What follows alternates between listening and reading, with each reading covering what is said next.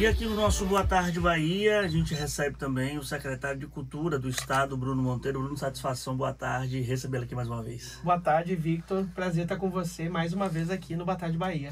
Bruno, a gente tem acompanhado o fato recente que ocorreu no comércio, um incêndio que ocorreu em grandes proporções. A Secretaria de Cultura, junto ao IPAC, ao IFAM, já tem debatido esse assunto da revitalização ali do centro histórico. O que é que a Secult tem a contribuir na conservação daquela área tão importante para a cidade de Salvador?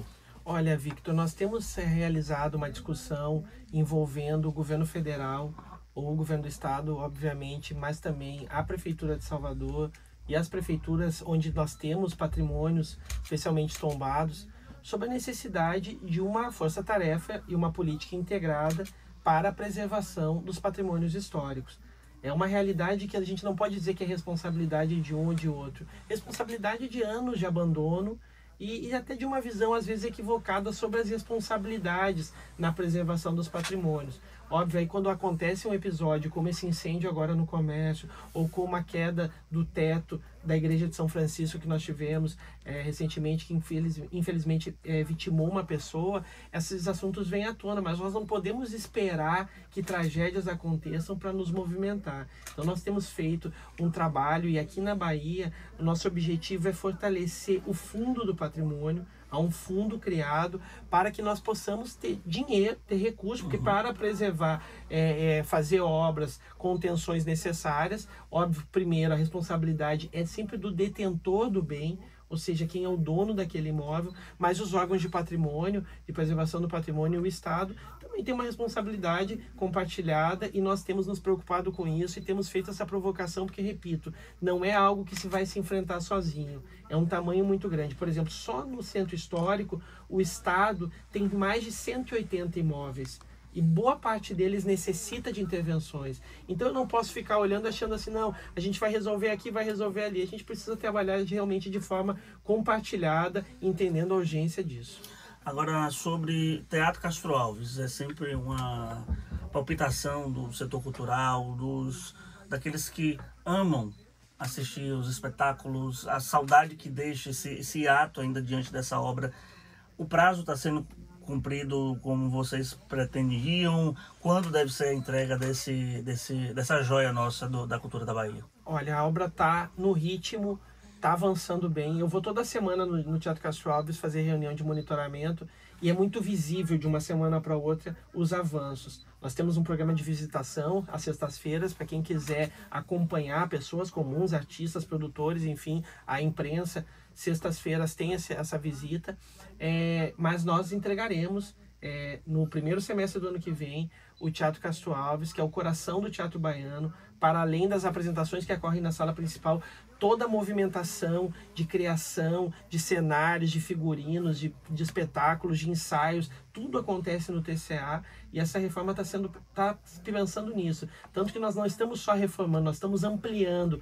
O teatro vai ter novos espaços, um novo armazém cenográfico para criação, ensaio de espetáculos, vai ter acessibilidade plena que não tinha, vai ser mais seguro, mais moderno, com mais qualidade, preservando, obviamente, todas as características arquitetônicas desse ícone da arquitetura moderna que é o TCA, mas também a qualidade que sempre marcou o nosso teatro. Então, é uma obra que está sendo tocada com muita responsabilidade, com muito zelo, no prazo, com profissionais que estão lá também muito apaixonados por tudo que estão fazendo, para no primeiro semestre do ano que vem nós temos o teatro devolvido à comunidade cultural e ao povo baiano. Já houve alguma interlocução com a nova secretária de Cultura e Turismo aqui de Salvador, a vice-prefeita Ana Paula Matos? Como é que tem sido esse diálogo governo do Estado, Prefeitura de Salvador, apesar da questão política partidária, mas a gente sabe que isso tem que ser...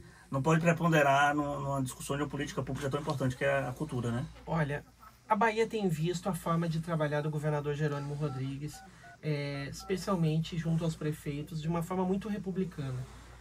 Aí as pessoas dizem que tá tentando cooptar prefeitos. Não, o governador tem uma linha de trabalho que é o respeito à democracia.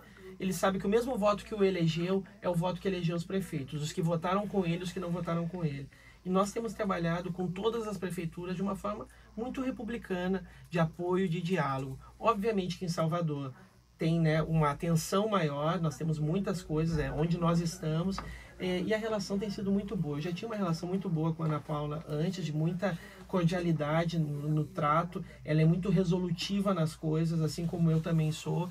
Então, nós temos um trabalho assim, toda vez que a gente precisa, que eu preciso alguma coisa na prefeitura, ou que ela precisa alguma coisa no estado, a gente tem uma troca por telefone. Quando nós nos encontramos também, a gente conversa.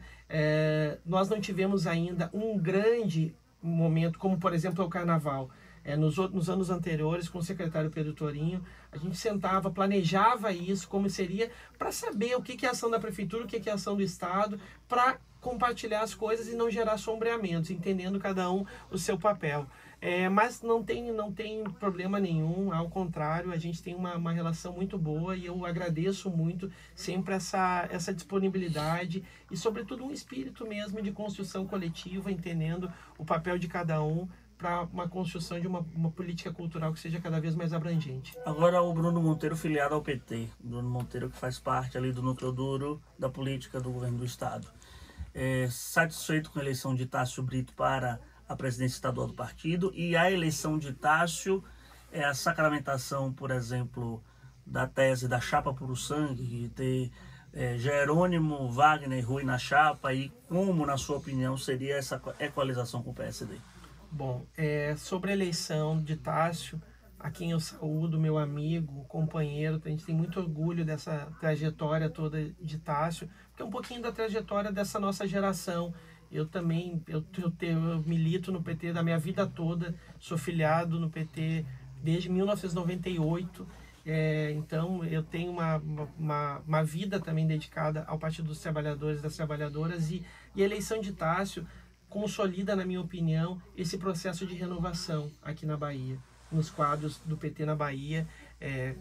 Então isso para nós é muito importante, porque significa uma oxigenação, essa nova geração que não é só Tássio, não é só Éden, se reflete no governo, comigo, com Felipe, com Rovena, com Roberta, uma nova geração de secretários também, de agentes públicos que estão aí. Eu acho que isso é importante, porque também nos conecta com o momento que a sociedade está vivendo e com as pautas da contemporaneidade. Então, eu saúdo muito e tenho certeza que Tássio, assim como foi um grande, excelente tesoureiro na gestão de Éden, será um grande presidente também.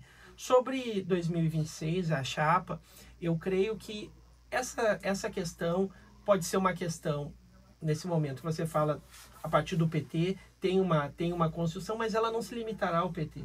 O governador sabe muito o seu papel de ser o coordenador de um grupo político, e nós temos sempre o entendimento que o grupo se mantém unido e cresceu, porque sempre houve diálogo e oportunidade para todos. Então não há, claro, é natural, o PT tem esses quadros, e é um luxo ter quadros como Jerônimo, como Rui Costa, como Jacques Wagner, 3 governadores desse ciclo de transformação que a Bahia vive, mas isso não vai ser jamais feito de uma forma imposta. A gente sabe como as coisas são construídas, como o Wagner, por exemplo, que é o grande líder também desse projeto, como ele lida sempre numa construção que é muito solidária. Então isso vai ser com certeza dialogado. Eu tenho certeza que não haverá nenhum tipo de sacrifício, porque não é o objetivo. O que nós vamos sempre buscar é o caminho da construção coletiva e fazer com que todo o grupo continue crescendo. Então acho que é um bom problema que se tem. Eu considero que problema tem alguns aí que não conseguem ter nomes nem para fechar uma própria chapa, ou às vezes não conseguem ter um prefeito para receber, e por isso faz uma agenda tão limitada no interior do estado, como a gente viu recentemente.